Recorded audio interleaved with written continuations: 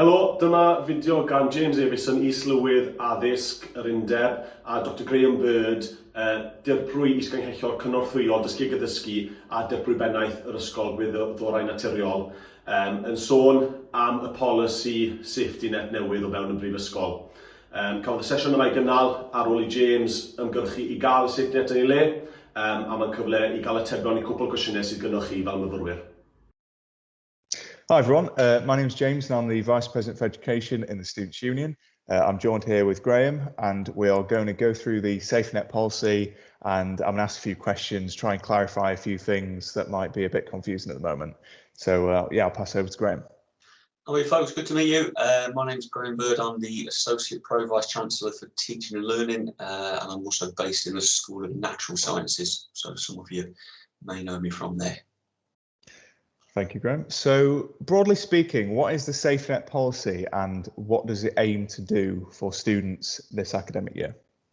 Yeah, so what it essentially is you can think of it as a package of measures that the university has taken and will take over the course of the academic year to ultimately help support students sort of during the pandemic. And it contains some actions that are relevant to all students. And then some more targeted actions, for example, in relation to students who are graduating this year or, for example, moving to the next sort of year of study. So does this policy differ from the force majeure regulations implemented last year when lockdown happened? And if so, why is it different this year? Yeah, so as you say, we had our force majeure regulations for the last academic year. We've not been able to roll them forward to this year in their entirety due to some restrictions placed on us by sort of various regulators of sort of higher education. But what we have done is try to take some of the most effective and useful bits of the force majeure and then develop them into this new safety net policy for this year. And I think we're going to go through just some of the ways in which that helps all students and also specific students as well. Absolutely, yeah. So as it says in the safety net policy, there's actions relevant to all students. What are these? Yeah, so for example, we've got our remote study policy. So obviously any student who's not been able to be on campus due to COVID-19 has been able to follow and complete their studies remotely online. We've also developed and updated and amended our special circumstances policy. So, for example, we've now got sort of COVID-19 related special circumstances that students can choose and can use. And then for all students, when we get to the exam board phase at the end of the programme or at the end of the academic year, you know, our exam boards will be using all the evidence that they have to be able to identify potential anomalies and to address those. So one of the really powerful bits of evidence we have is from our ARC reports, which is a name given to the statistical analysis that we perform of our module marks data. And that gives us the evidence to be able to identify anomalies and to address them. And all exam boards will be doing that for all students. Absolutely. So if, you know, a cohort of students is really finding a module challenging and different this year due to COVID circumstances, that will most likely get sorted at the exam board level. Yeah, so certainly, and particularly if there's evidence of that impact sort of coming through into the assessment marks, absolutely. Okay. So for undergraduate students graduating this year, could you confirm how their final grade is being calculated? Yeah, for sure. So I think in the safety net policy, we'd use some terms around levels, which we use for good reason, but it might just help to explain. So level 4 would be the first year of study. Level 5 is year 2. Level 6 is year 3, which could be your final year. Level 7 is your 4th year or is master's level. Okay, so for undergraduate and extended undergraduate students graduating this year, we've got your higher average from 2019-20 calculated by force majeure that comes forward into the calculation. We also have your year average from this year, and they're combined together to give you a final overall average. For master's students this year, basically, if you started in January 2020, we're applying force majeure to you and all the bits of force majeure we can. If a master's student, if you started in September 2020, we're applying the safety net policy to you folks. So the safety net policy refers to borderline final averages. What do these mean? Yeah, so we just talked about previously in terms of how we calculate your final overall average. So all students have a final overall average, and borderlines are essentially final averages that sit within 2% of a degree class boundary. So, for example, for an undergraduate student, there's a degree class boundary between a 2.2 and a 2.1, which sits at 60%. So 2% below that would be a borderline. Or, for example, for a master's student, there's the boundary between merit and distinction, which sits at 70%. So 2% below 70 would be a borderline. And to sort of reflect the disruption that all students have faced due to the COVID pandemic, what we're saying is that essentially we're giving all students a special circumstances status in relation to borderlines.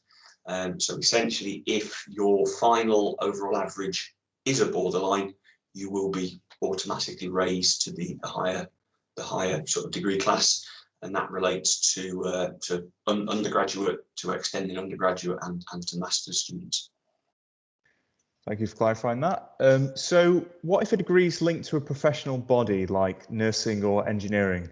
Will they still accept a degree from 2021?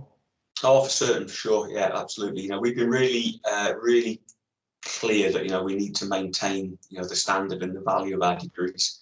And in particular, where programs have professional requirements or accreditation requirements, we have to ensure that we continue to meet these. So therefore, those particular bodies, will still sort of accept the qualifications in relation to their requirements. And more generally, we've been really keen and clear that we need to sort of maintain, the value of your degree, so you can sort of go forward out there into employment, etc., with confidence. So we briefly touched on the borderline special circumstances. How have the normal special circumstances changed, and do I, as a student, still need to apply for them? Yeah, so we've, as I said earlier on, we've developed a range of new COVID-19 related special circumstances. What I would say is that if you should still submit reports of special circumstances if you're being affected by particular specific problems, and they could be COVID related, of course, or they could be any particular problems. So if you're having your studies disrupted by specific problems, please do still tell us through a report of special circumstances. And also, in particular, one of the most effective ways that we can provide support is through, for example, extensions to coursework, or granting of first sits for exams. So again, you should really please still do apply for things like extensions or for first sits, because they really help us to provide support that's targeted to for example, towards specific assessments. So please still do keep telling us of the of problems that you're facing. Absolutely, yeah. So could you explain what the terms progression and compensatable fail are? I know these are included in the safety net policy, but yeah, just to clarify it for students. Yeah, sure. I'll try and do it in a concise way. So progression's a bit easier. So progression, basically, what we're talking there is when you're moving from one level or year within your degree to the next. So, for example, from year 1 to year 2, or from year 2 to year 3, for example, that's what we term progression. A compensatable fail, so that's a module mark that is below the pass mark, but doesn't stop you from progressing to the next level of study or from qualifying for a degree at the end of your studies. So one way to think about it is that a compensatable fail doesn't bring with it a mandatory resit, if you like. Thanks for clarifying that. So how has this changed for this academic year, 2020 to 21? Yeah, so for this particularly obviously relates to undergraduate degrees because they have progression within them. And what we've done is we've lowered the mark threshold for compensation for up to 20 credits of non-core modules. So we've just put a little bit more flexibility into the system, provide a little bit more of a safety net, if you like. So we've just lowered that compensation threshold for up to 20 credits. What I would say is, even if a student has got one of those compensatable fail marks in a module, you could and perhaps potentially still should maybe take that as an optional resit, to help get your module mark up, which potentially up to the pass mark, and that really could help you with your final sort of degree qualification down the line. Absolutely, yeah. So who should I contact if I have any specific questions about my circumstances and or how the policy relates to my studies? Yeah, always. I mean, we always want to know what this means for me, in my particular circumstances and my particular situation. So I guess my best advice would be sort of contact your school in the first instance. For example, your personal tutor, and or maybe your sort of program or course director. So I think, yeah, definitely sort of contact your school in the first instance, because obviously they'll be able to help provide support that's very relevant to your subject or degree. Absolutely, yeah, and it's important to clarify that here in the university and in the Students' Union, we are here to support you, and there's no stigma about getting in touch with us, and I'd really recommend talking to your personal tutor, course director about any problems that you're having and opening up a dialogue, because it's that communication that really does benefit you, and the staff at the university are here to support you.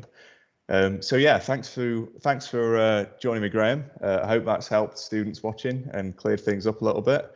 And yeah, if you've got any more questions, feel free to contact us at the Students' Union, or if you've got any specific questions, like I said before, contact your personal tutor and hopefully they'll get it sorted. So yeah, thank you. No problem, you're very welcome, and just to wish everybody all the very best with their studies for the remainder of the academic year. Okay, cheers man. Diolch am wylio. Os mae gennych chi unrhyw gwestiynau, peidiwch ag oedi i gyrru nhw draw i ni ar undeb@undebbangor.com. Mae croeso chi gyrru cwestiynau trwy'r Gymraeg neu Saesneg, a fyddwn ni'n mor gyntaf ag bosib yn ateb nhw i chi. Diolch yn fawr.